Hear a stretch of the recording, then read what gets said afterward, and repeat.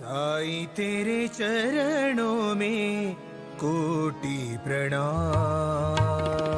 साईं तेरे चरणों में कोटि प्रणाम। साईं तेरे चरणों में कोटि प्रणाम। साईं तेरे चरणों में कोटि प्रणाम। शरण में ले लो साईं प्रभो। शरण में ले लो साईं प्रभो। शरण में ले लो साईं प्रभो। शरण में ले लो साईं प्रभो।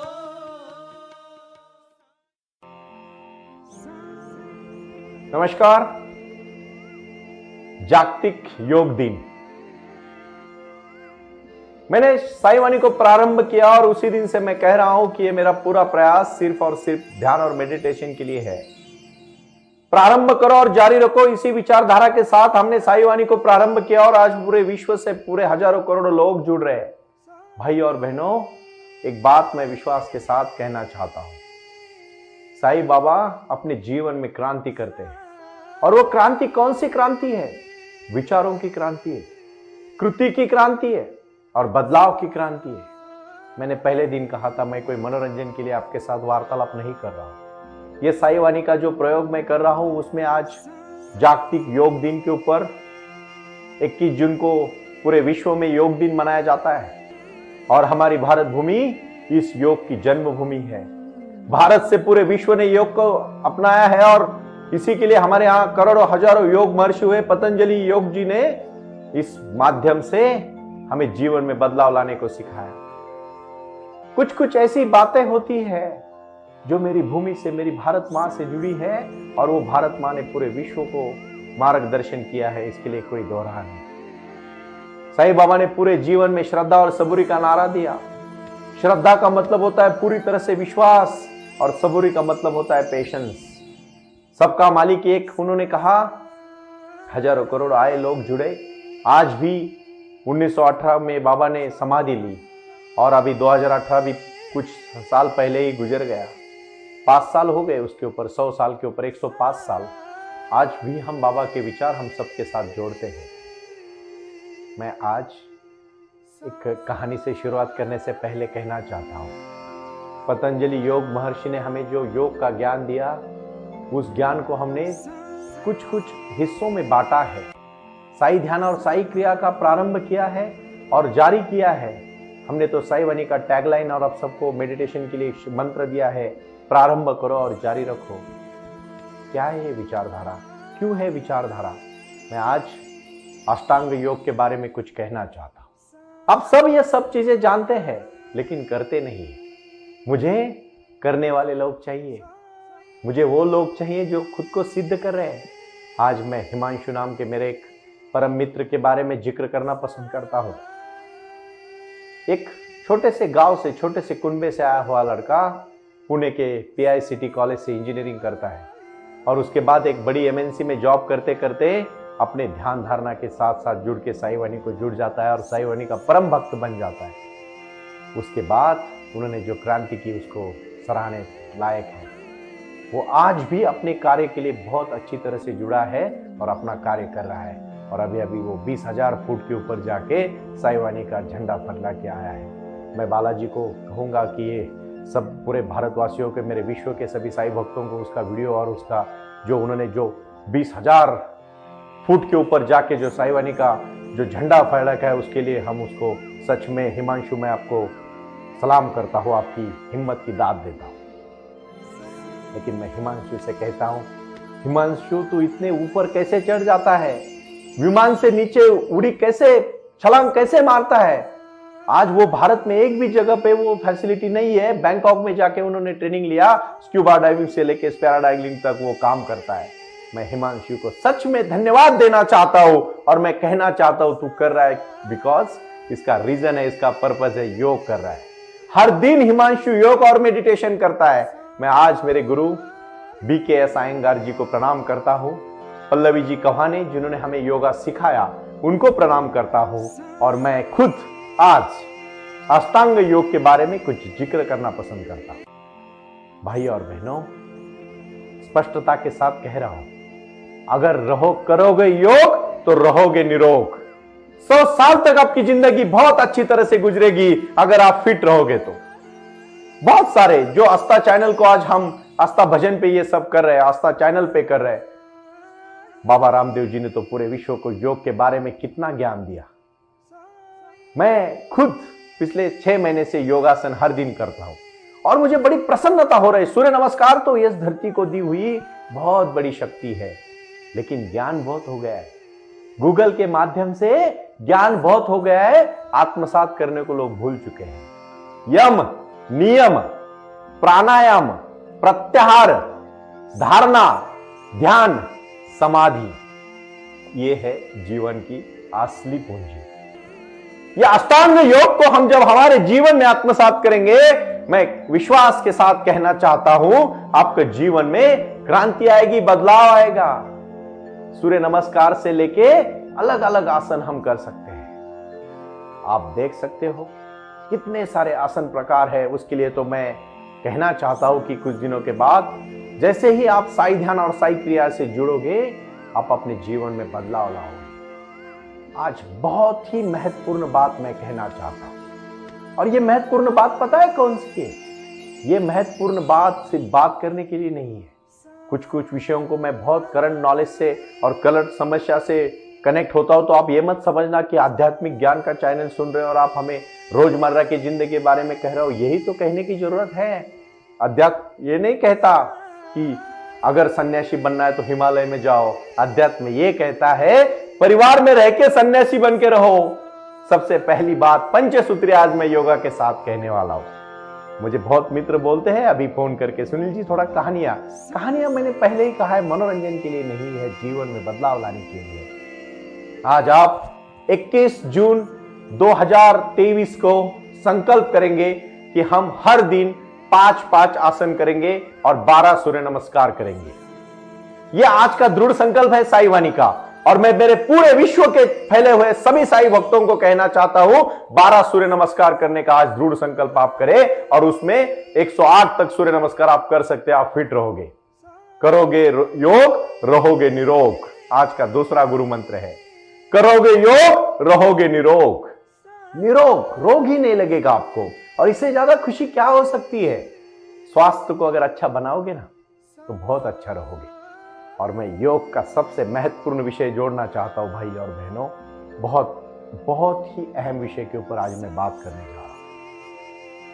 मेरे पास हजारों करोड़ों लोग आते हैं, मेरे सेमिनार्स में मुझे मिलते हैं, मुझे खुद आके मिलते हैं, मेरे साई वाणी में मुझे मिलते हैं और कहते हैं सुनील जी नींद नहीं आती। जब मैं उनके समस्या की तरफ जाता हूं, आज 80%, मैं नहीं कह रहा हूं, गूगल कह रहा है कि बच्चे पोर्नोग्राफी को देख रहे हैं। कितनी बुरी बात है। जो आप आंखों से देखोगे वही मन में पाओगे, और जो मन में पाएगा वही के लिए आप भर जाओगे।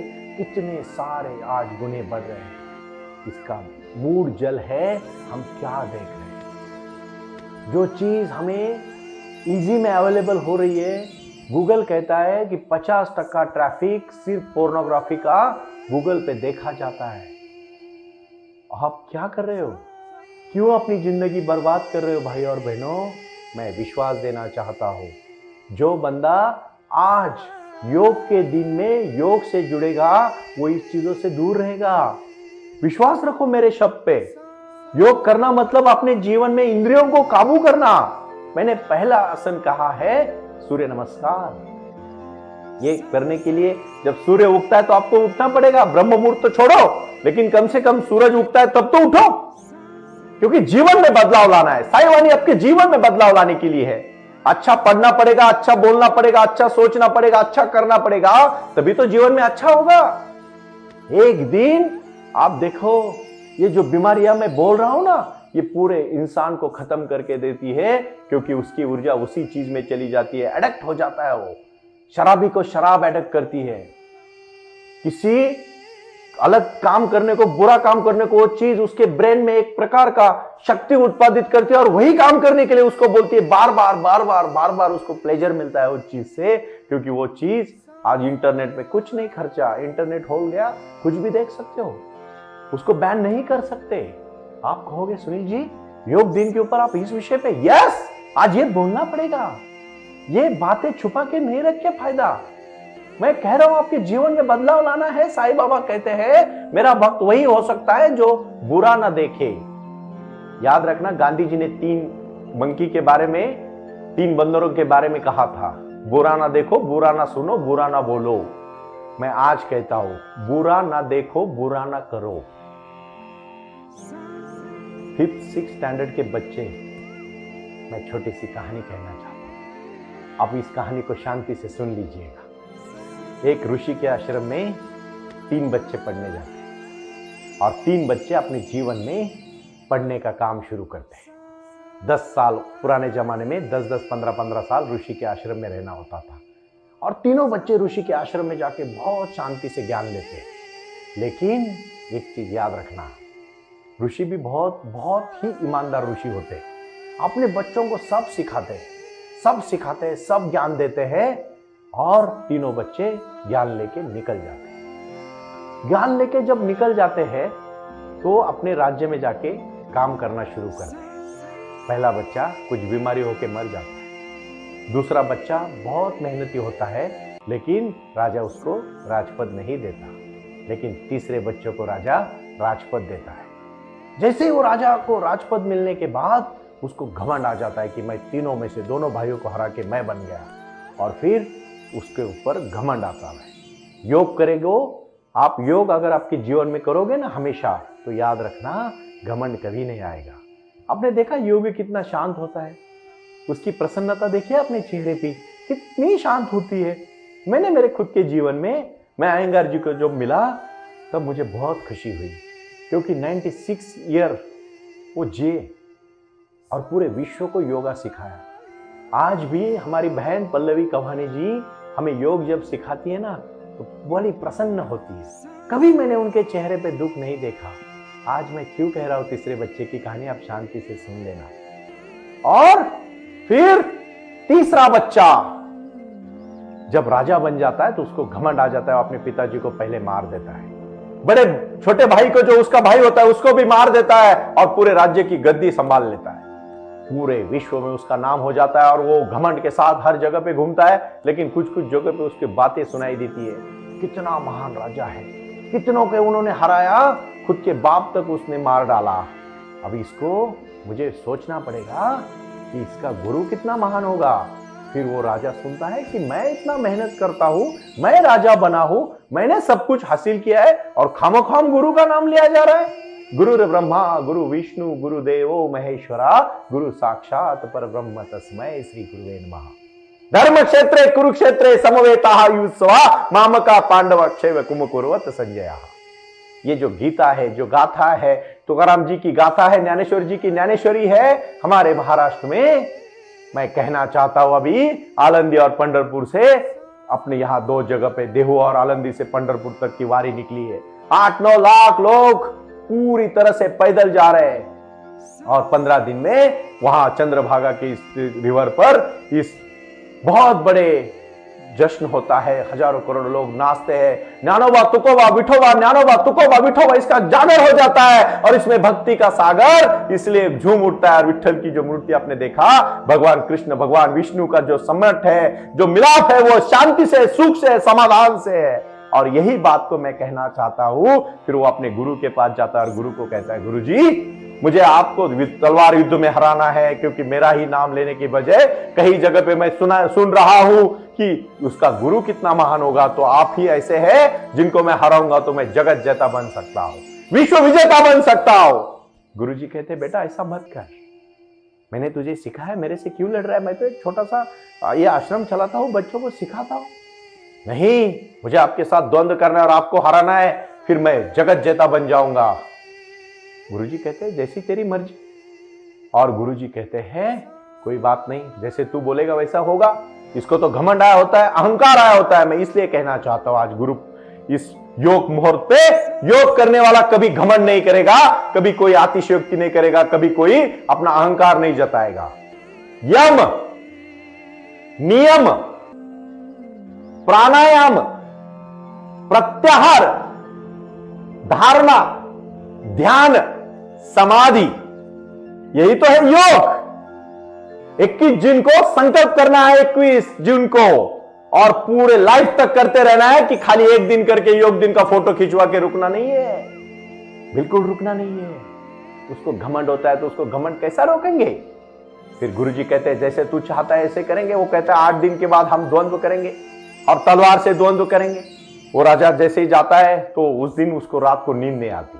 देखो, बुरा करने वाला हमेशा डरा रहता है और उसको डर लगता है कि अभी तक तो सबको हराया, लेकिन जिन्होंने हमें सिखाया था उसी के साथ लड़ना है। फिर दूसरे दिन वो जल्दी उठ जाता है और अपने सैनिकों को बुला के कहता है जाओ लोहार के पास और उसको बोलो कि 6 फुट की नई तलवार और नई मैन बनाओ। गुरुजी अपना हर दिन का कार्य करते हैं। चौथे दिन उसको नींद नहीं आती, वो फिर कहता है जाओ 2 सैनिकों को बोलता है गुरु क्या क्या करता है उसके ऊपर नजर रखो। 6वें दिन गुरु जाते हैं और लोहार के पास जाके इतना ही कहते हैं कि 10 फुट की मैन तैयार करो और वापस चले आते हैं। ये राजा के हेर तुरंत राजा को जाके खबर करते हैं कि गुरुजी ने तो 10 फुट की मैन बनाने को कहा है। राजा तुरंत लोहार के पास जाने को अपने सैनिकों को भेजता और बोलते 6 फुट की कैंसिल कर दे, रद्द कर दे और 10 फुट की मैन और 10 फुट की तलवार बना दे। 10वां दिन निकल जाता है। 10वें दिन के दिन पूरा राज्य इकट्ठा होता है। लोग तो मजा देखने में पड़ते तले रहते हैं, एक साथ आ जाते हैं सब और लड़ाई शुरू होने वाली होती है। 1 2 3 कहते हैं। गुरुजी, बड़े गुरु जो होते हैं वो, उनके गुरु तो गुजर चुके हैं, तो वो ऊपर आकाश की तरफ देख के उनको नमस्कार करते हैं और जमीन पे माथा रखते हैं। ये राजा तो इतना अहंकारी हो जाता है। मैंने एक स्कूल शुरू किया है, आप सबके लिए किया है, साई गुरुकुलम। मैं देना चाहता हूं गुरु शिष्य का वो प्यार फिर से। छड़ी लागे छम छम विद्या ये घम घम, मराठी में कहते हैं। गुरु जी आने के बाद बच्चे सर झुकाते। आज क्या परिस्थिति है, आज कोई इंटरनेट पे टीचर बन रहा है, कोई कहीं गुरु हो रहा है। याद रखना, माता पिता शास्त्र एवं गुरुजनों का आदर करने वाला चिर आदरणीय बन जाता है। माता पिता शास्त्र एवं गुरुजनों का आदर करने वाला चिर आदरणीय बन जाता है। ये बात को आप ठीक से समझो। और जब वो शिष्य को तो घमंड होता है, वो तो झुकता नहीं है, लेकिन तलवार का युद्ध शुरू होने से पहले 1 2 3 होने के बाद गुरुजी अपने 10 फुट के मैन से 6 फुट की मैन तलवार निकालते हैं और उसके गले को लगा देते हैं। और तब तक राजा के 10 फुट की मैन से सिर्फ 6 फुट की तलवार बाहर निकलती, 4 फुट मैन के अंदर ही रहती है। और गुरु उसको कहते, देख तेरा चाहूंगा तो मैं गला काट सकता हूं, लेकिन याद रख तू मेरा शिष्य है, मैं ये कतई नहीं करूंगा। तुझे सब कुछ मैंने सिखाया था, लेकिन ये नहीं सिखाया था। घमंड करेगा तो तू फंस जाएगा, फेल हो जाएगा जिंदगी में। मैं आज योग दिन के ऊपर इतना ही कहना चाहता हूं, कभी ज्ञान का घमंड मत करना, कभी संपत्ति का घमंड मत करना, किसी चीज का घमंड मत करना, क्योंकि ये शरीर भी, ये जवानी भी 10 दिन के लिए है। याद रखना, ये पूरी जीवन के लिए नहीं है। आज योग से एक संकल्प करो। और मैं इतना ही कहना चाहता हूं, महर्षि पतंजलि ने जो योग का ज्ञान हमारे विश्व से, भारत देश से पूरे विश्व को दिया है, उसको प्रणाम करो। और आज साई वाणी का संदेशा है, योगा एंड प्राणायाम के साथ जुड़ो। ओम साई राम, ओम साई राम, ओम साई राम।